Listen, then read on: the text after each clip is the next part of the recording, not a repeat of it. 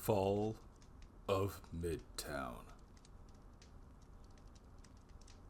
Name's Blade. Folks call me that 'cause of the swords I used to slice the heads off every vampire I cross paths with. To be fair, I use a lot more than swords. Wooden stakes, silver bullets.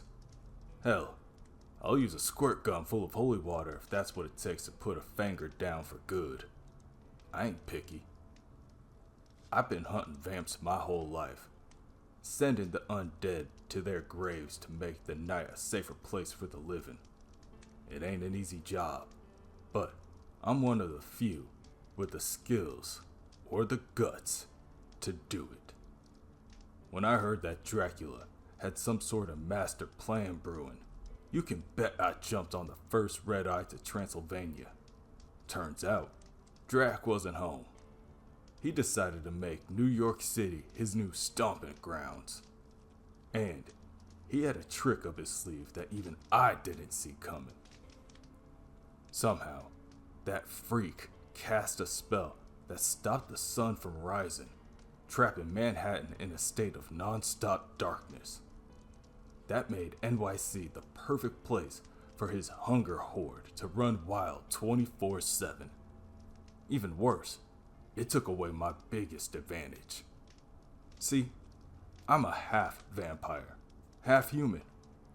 I've got all the powers of a regular vamp, plus the bonus of being able to walk and hunt in broad daylight. But when the dawn don't ever come, well, it means my usual way of doing things ain't gonna cut it anymore. Found that out the hard way when I got back to New York. I sliced a trail through an army of fangers straight to Central Park. Dracula already had a fortress there, and I was itching to pay him a visit. Turns out, he knew I was coming and wanted to give me a proper welcome. That pasty creep ambushed me, and even though I fought for my life alongside Spider-Man and the Human Torch, he got the upper hand and hauled me away to the dungeon beneath his castle. Gotta say, it was a smart move on his part. When you know who your biggest threat is, you take them out first, right?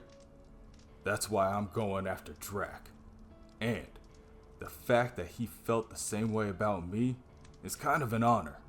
Or it would be, if I weren't shackled to this wall in this rat-infested cesspit. I ain't the only one Dracula needed out of the way either. Apparently, there's some Asgardian squirrel named Ratatoskr, whose enchanted horn can end the life of whatever it pierces, no matter how immortal. Drac summoned the magic squirrel to Earth and locked it up in its chains too.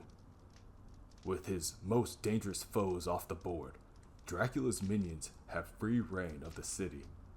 Sure, there are other heroes trying to take him down, but the numbers are in Drac's favor. All I can do is wait and hope that someone eventually sets me free. It's gonna be a long night.